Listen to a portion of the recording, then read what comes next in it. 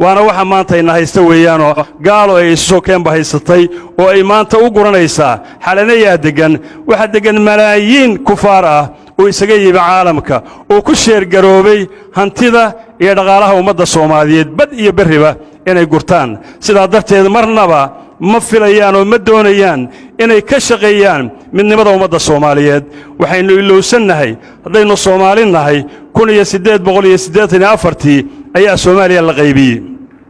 5 gobol laga dhigay 1995 kiina go'aankii ugu dambeeyay soo baxay wuxuu ahaa war kooxdii yaray labadii gobol oo markaa isu tagay oo midoobay ba adduunka dhan silsilad oo qabsaday oo Itoobiya afka u dhigtay oo Kenya sigaye nimanka aan kala kaxayno dib dambe wax Soomaali la yiraahdaa yaanay isugu iman 1995 ba qorshahana la soo saaray Soomaali weyn wax la yiraahdo yay dib isugu soo labadii gobol ee haray mid waa ka banaanka taagalo waa go'ay kan kalena aan qaybino oo ilaa iyo 10 iyo wax ka badan oo gobol aan u qaybino qorshihii baa la wadaa inagii ba marka u heelan oo u sacabatumayna oo doonayna in layna sii googooyo halkii gobol oo jiray ee midoobay ee maxaan ku idhaahdaa in la sii kala jarjaro oo 100 gobol laynoo qaybiyo baynu doonaynaa waxa marka isweydiin leh war ima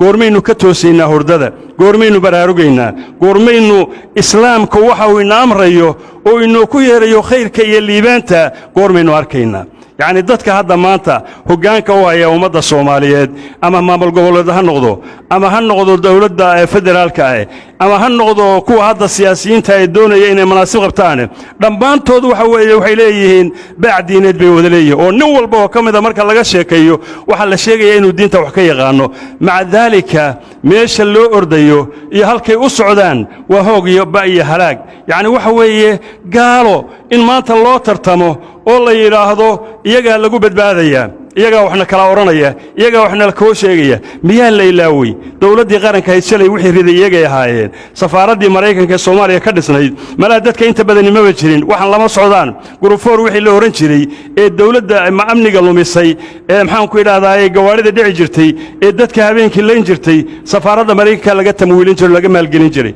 wixii la oran jiray ciyaal faacali sidaas oo kale ahaayeen dawladii Soomaaliyeed wixii riday jamhadihii dhammaan waxa weeye waxa wada gelinayay beesha caalamka maanta la hoos ordayo beesha caalamka goormaynu saaxiib noqonay dadkii ina burburiyay ina laayay waxa la yaab leh haddaad la saaxiibto mas oo aad haragiisa jilicsan ee macaan gacantaada u bogto miyaad ilowday inuu leeyahay qaniyo kulul oo loo dhinto miyaad ilowday waxa aad la saaxiibaysaan oo aad hor ordaysaan ee aad saxaabada u dhiganaysaan ee noo garnaqa leedihiin ee heshiisiye leedihiin waxaan leeyahay war waa maskaas mas baad madaxa ka salaaxaysaan maskaas idin ma dubkiisa macaan ha u boginina hadalkooda macaan ha u boginina waxa weeye intuu idin qaniin laha kaliya idin hadhay ma doonayo wax Soomaali weyn la yiraahdaa inay dib isugu soo noqoto mar rabo horumar mar rabo Soomaaliya oo midowda waxa weeye inuu mindiyaha isugu kiindhiibo oo aad islaysaan oo aad kala fogaataan yani waxa weeye awaasirul ukhuwa inuu baabi'iyo oo googooyo mooyaane inuu isu keeno waa habeenkii xalaya oo tagay marka cidda ku riyoonaysa mise waa dad ka shaqeynaya oo loo diray inay Soomaaliya soo burburiyaan ilaa waxaad ogtihiin geedkeerow haddaan gobolkay kugu jirin ima goyseen dadka ay markaan 1995 ka ay lahaayeen Soomaaliya ay dib ugu soo noqon cid bay u samaysteen ka shaqeysa hawsha oo ay ku maalgeliyaan oo ay doonayaan inay uga shaqeeyaan waxa iyagu ay doonayaan haddaanay Soomaalidu ka shaqeyn waxa gaaladu doonayso Soomaaliya cid faragelin karta iyo cid wax yeeli karta iyo cid dawladnimadeeda iyo horumarkeeda shortaay karta wallahi baan u jirin laakiin markii inaga layna ka helo koox kala jaban iyo kooxo kala jaban oo u kala shaqeynaya tijaahul macaakis waxa way waa laga faa'iideysanaya kanu garle kana garle baa lagu oranaya mar hadii lagu yiraahdo kanu garle kana garle waxa weeye la isku kaadir la isku kaababi waxaan leenahay dadka Soomaaliyeed war Ilaahay ka baqa war Quraanku ha idin qabto war diinta u soo noqda war waxa Ilaahay idin ku yeerayo baa wuxuu ka wanaagsan yahay waxa gaaladu idin ku yeerayso war idinku midooba war idinku heshiisiya war idinku heshiiya war wallahi bay khayr idin soo wadin inay idin kala dilaan mooyaane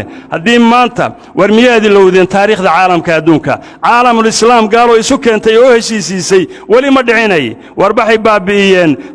dawladihii maxaan ku idhaahdaa dawlatu cabbaasiya oo gabalku aanu u dhici cadceedu aanay ka dhici jirin xagee bay ku dambaysay war xagee bay andalus ku dambaysay war aaway hadda dawladihii ugu dambeeyey ee rabiicul carabi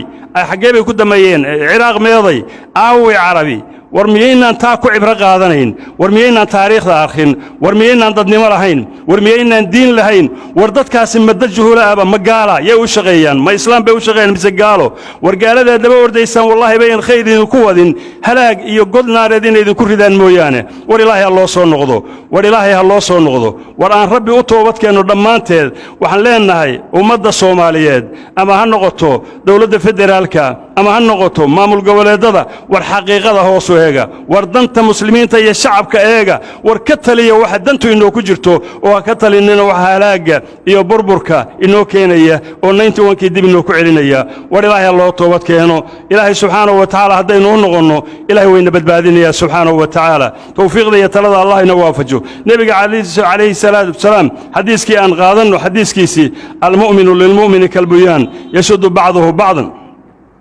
waxa uu yahay